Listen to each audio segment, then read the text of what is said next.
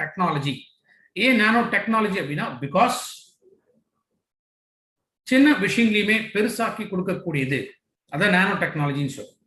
இப்ப பொதுவா யூரியா, இந்த யூரியா வந்து வெறும் கையில் எடுத்து பாருங்க, கொஞ்ச நேரத்தில் அப்படியே என்ன ஆகும்னா அந்த யூரியா வந்து அப்படியே கரைய ஆரம்பிச்சிடும். ஏன்னா காத்துல ஈரப்பதம் இருக்கு, அந்த ஈரப்பதத்தோட மிக்ஸ் ஆகும்போது அது கரைஞ்சிடும். இதே தான் நீங்க நிலத்துக்கு மேல யூரியாவை வந்து போட்டு போயிருவீங்க. அந்த மாதிரி போட்ட பிறகு கொஞ்ச நேரத்தில் என்ன ஆகும், காத்து அப்சர்வ் பண்ண ஆரம்பிக்கும் பொழுது அது கரைஞ்சி போயிடும். அப்போ டைரக்டா நிலத்துக்குள்ள போகாம வேஸ்டேஜ் ஆகிறதுக்கான சான்சஸ் வந்து அதிகம்.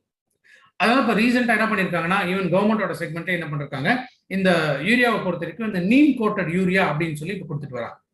ஸோ நீம் கோட்டட் அப்படிங்கும்போது என்ன, அவ்வளோ சீக்கிரத்தில் வந்து யூரியா வந்து மாய்ஸ்சரில் கரையாது, பேப்பர்ல வந்து கரையாது. அப்போ இன்னும் கொஞ்சம் காலம் வந்து அந்த எஃபெக்டை கொஞ்சம் கொஞ்சமாக கொடுக்கக்கூடியது. அதே மாதிரியாக இருக்கக்கூடிய ஒரு டெக்னாலஜி அதான் நானோ சிலேட்டிங் டெக்னாலஜி. அந்த முறைப்படி உருவாக்கப்பட்டதுதான் நம்மளுடைய அக்ரி நானோ டெக். பொதுவாக ஒரு செடியோட வளர்ச்சியை பொறுத்த வரைக்கும் ரெண்டு விஷயம் ரொம்ப முக்கியங்க. ஒன்று பிஹெச் பேலன்ஸ், நிலத்தோட பிஹெச் பேலன்ஸ் ரொம்ப முக்கியம். ரெண்டாவது எவ்வளோக்கு எவ்வளோ நுண்ணூட்ட சத்துக்கள் கிடைக்குது அப்படிங்கிறத நம்ம பார்க்கணும். ஸோ பிஹெச் பேலன்ஸ் நிலத்தை பொறுத்த வரைக்குமே அமிலமாகவும் இருக்கக்கூடாது, கரியமிலமாகவும் இருக்கக்கூடாது, எப்போதுமே நியூட்ரல் 7. இந்த 7ல தான் பிஹெச் பேலன்ஸ், நிலத்தோட பேலன்ஸ் வந்து இருக்கும். இந்த பேலன்ஸ் மாறும்போது என்ன ஆகும், அமிலத்தன்மை அதிகமாக இருந்துச்சு அப்படின்னா இந்த பிரைமரி நியூட்ரிஷன்ஸா இருக்கக்கூடிய நைட்ரஜன், ஆக்சிஜன், கார்பன் இந்த ஊட்டச்சத்துக்கள் கிடைக்காமல் போகலாம். அதே கரியமிலத்தன்மை ஆல்கலைன் பேஸ்ல அதிகமா இருந்துச்சுன்னா என்ன ஆகும், அந்த நுண்ணூட்ட சத்துக்கள், ஒரு 7 விதமான நுண்ணூட்ட சத்துக்கள் இருக்கு, இது வேர்களால உறிஞ்ச முடியாமல் போகலாம். அப்ப செகண்டரி நியூட்ரியன்ஸ் அப்படின்னு பார்க்கும்போது கால்சியம், மெக்னீசியம், சல்ஃபர். மைக்ரோ நுண்ணூட்ட சத்துக்கள் அப்படின்னு பார்க்கும்போது zinc, iron, copper, மேக்னீஸ், boron, chlorine, molybdenum, nickel. இந்த நுண்ணூட்ட சத்துக்கள் இது ரொம்ப ரொம்ப முக்கியம் ஒரு செடிகளோட வளர்ச்சிக்கு.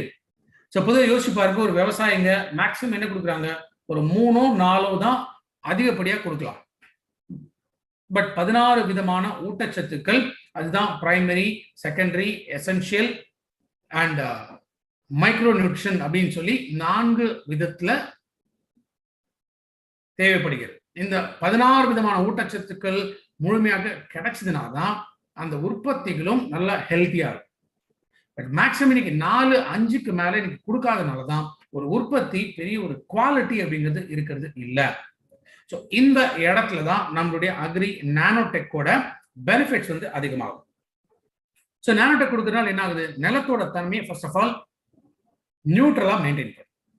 ஆர் என்ன கண்டிஷன்ல இருந்தாலும் சரி, ஆல்கலைனா இருந்தாலும் சரி, அசிடிக் லெவல்ஸ் அதிகமாக இருந்தாலும் சரி, அப்ப முறையாக அந்த ஊட்டச்சத்துக்களை நானோடெக்ல இருந்து சப்போர்ட் பண்ணக்கூடிய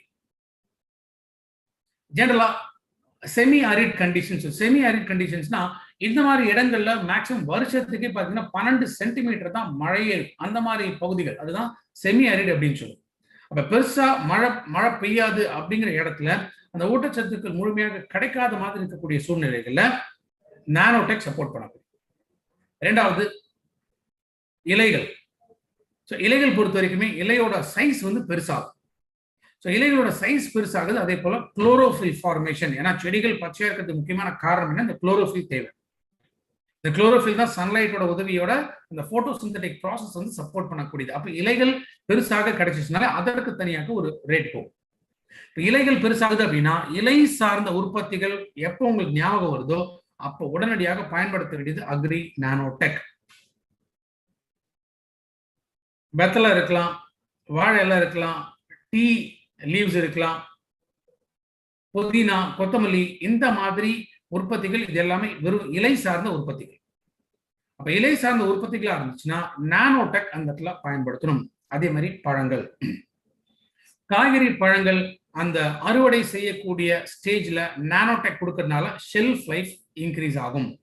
ஏன்னா பொதுவாக ஒரு காய்கறி பழங்கள் இதை பொறுத்த வரைக்கும் என்னன்னா அதுக்கு அழுகிறதுக்கான ஒரு நாட்கள் உண்டு.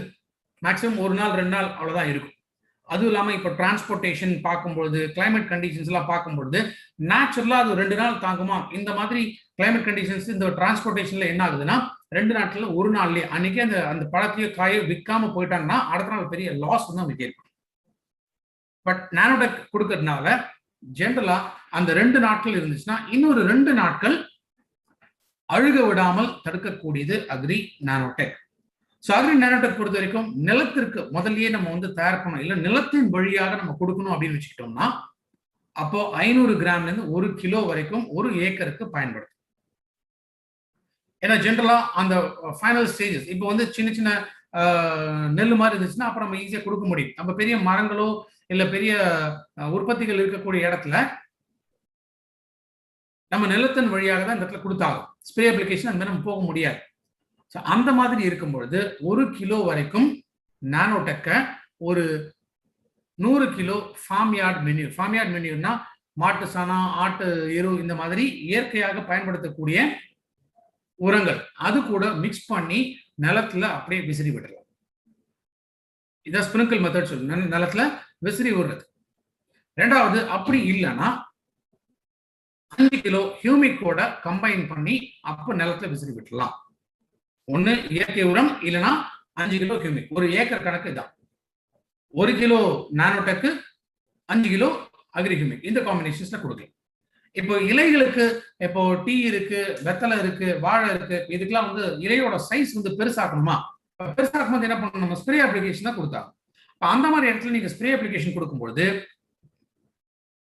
1.5 கிராம் 1 லிட்டர் தண்ணி ஒரு 20 நாட்கள் இன்டர்வல்ல நானோடெக் கொடுத்துருவாங்க.